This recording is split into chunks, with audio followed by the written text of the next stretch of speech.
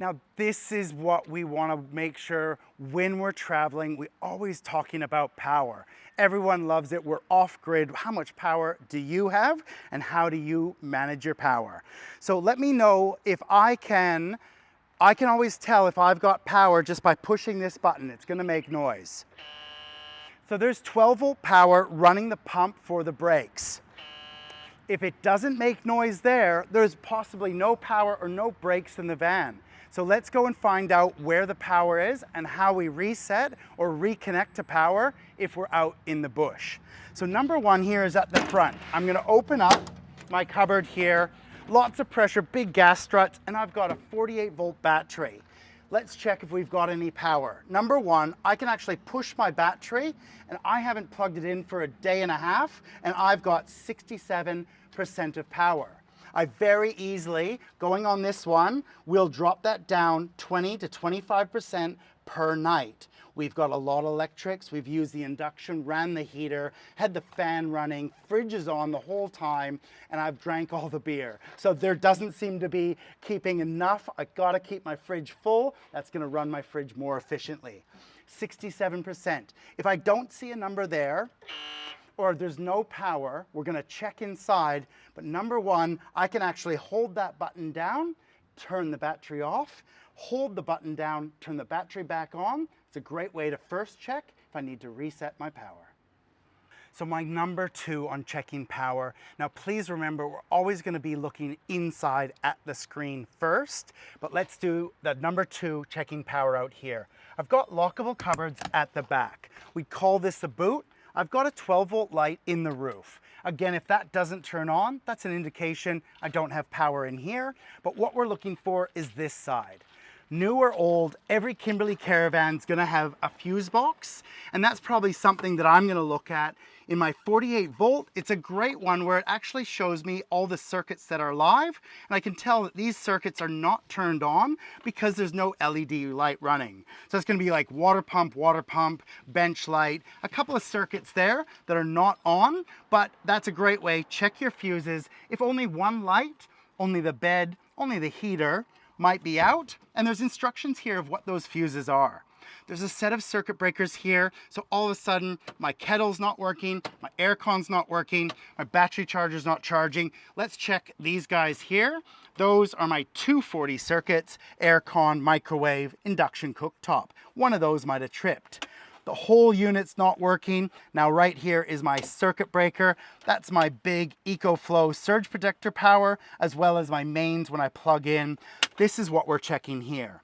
What happens? We now have no power on the screen. Like we did with the battery at the front, we've got a little power light here. We're gonna flip up this cover, holding it for 7 to 10 seconds. Some lights are gonna actually go on up here, and we're gonna have a quick look at those lights when I press and reset this.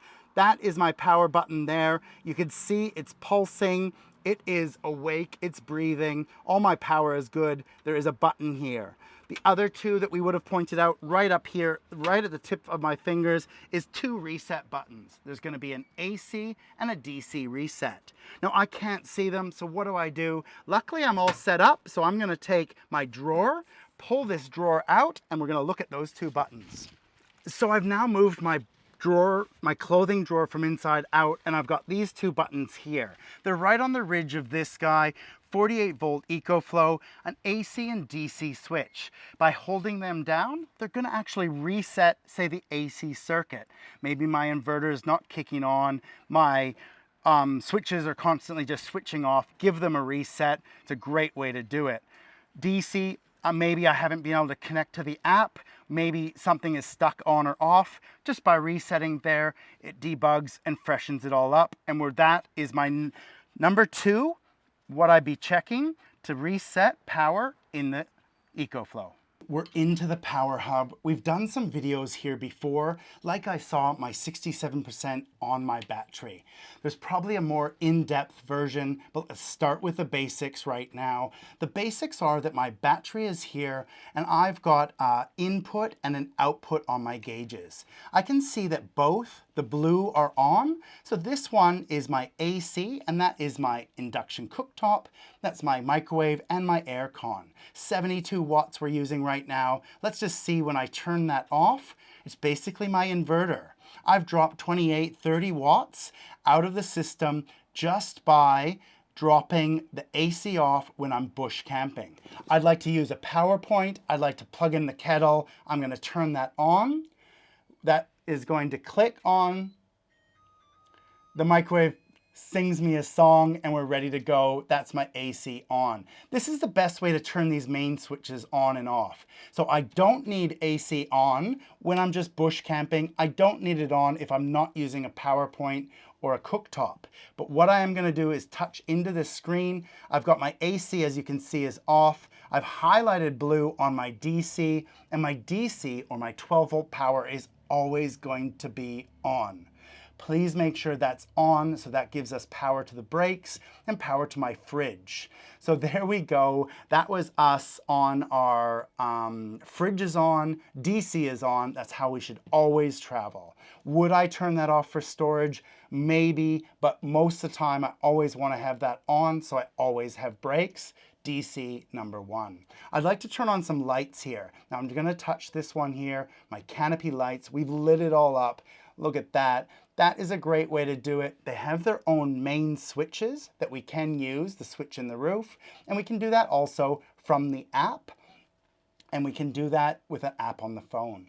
Now the other lights here, look at that. We're going to scroll up and down on this one here, but we can see right there that we've got some drinking water, some general water, and my bench light.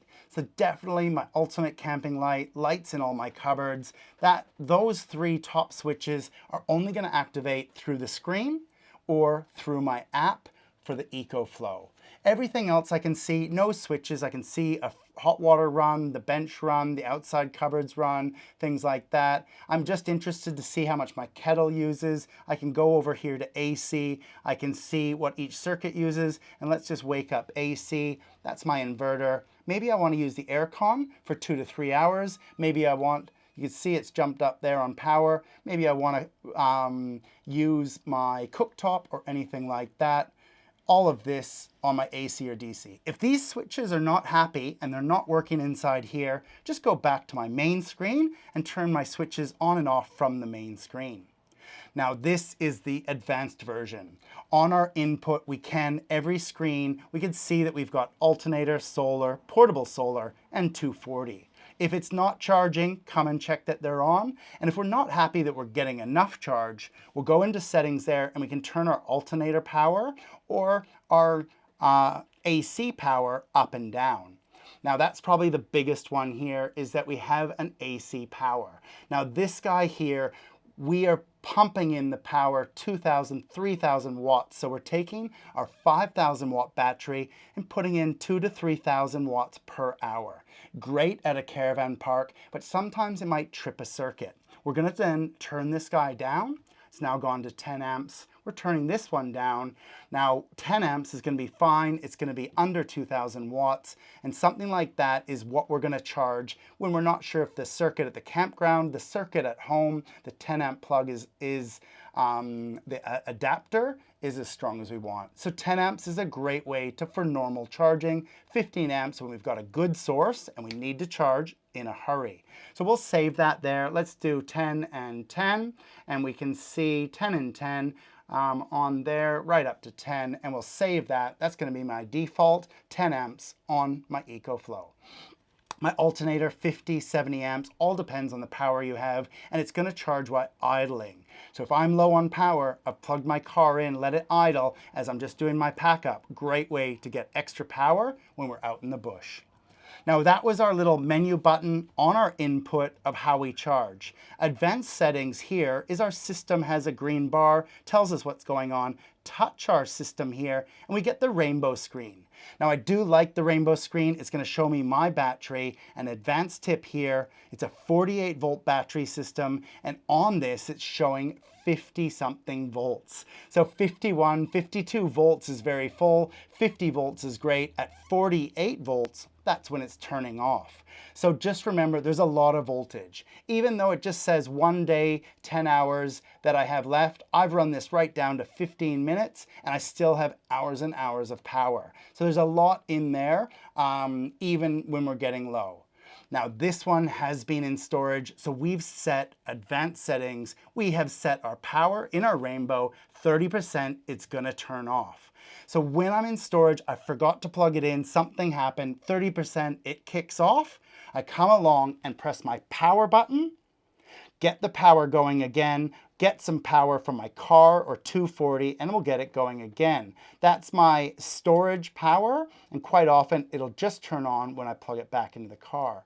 Now we're bush camping. Let's check in here. I'm actually going to take my storage camping, my charge level up to 100. Of course I want 100, but while I'm traveling, I can put that guy right down to 10, 5%. I could run it right down to empty. Now probably a good guide there is doing 10%. Save that. Close this 100% to 10%. My little rainbow showing 10%. I've now got 57% of my battery left before it drops down there. That's advanced settings in the Rainbow, up to 30% for storage, down to 10% when I'm traveling. But what happens? I've run out of power. It hit 10%. There's nothing on the screen. What am I gonna do? I've got a little button here that I'm gonna try and push. I'm gonna use that button to try and wake it up. Now nothing seems to work. The power is gone. I can't figure it out. My pro tip here is gonna be lift the screen up. Now very gently we're lifting this up. There's a comms cable. There's a Cat 5 cable. I don't want to pull on the plug too hard. I want that to come out, and I'm just trying to get that comms cable out, and I am just going to disconnect my screen. There it is. Let it sit for a minute. Let it sit for 5 minutes. I couldn't get the screen to wake up, couldn't figure it out, didn't know what to do. So all I did was unplug it, just like the VCR back in the day. I've unplugged it, plug it back in, and when I plug it back in, I can now slide it back down on there. My EcoFlow, 9 times out of 10, if I have anything up with my screen, just by doing that, sometimes leaving it off for 5 minutes, 9 times out of 10, that's gonna wake up and get my screen back. Those are the pro tips on your EcoFlow power with all of the 48-volt systems.